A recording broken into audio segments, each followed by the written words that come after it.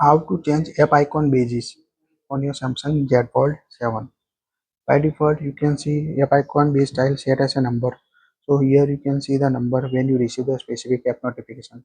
If you don't want to set number or you only see the dot icon for a specific application, open the app drawer, tap the settings app, scroll down up to the notification.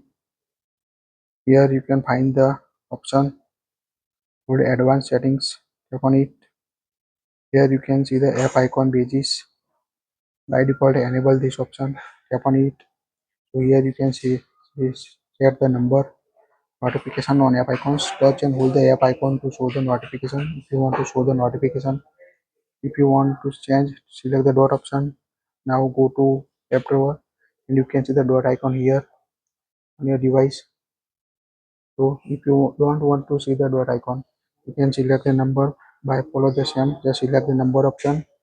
Now go back on the app drawer and you can see the number of the receive notification. If you receive 3 notification and unread, you can see the 3 number in your device. So quite easy to change the app icon based style on your Samsung Z Fold 7. That's it. Like it, share it.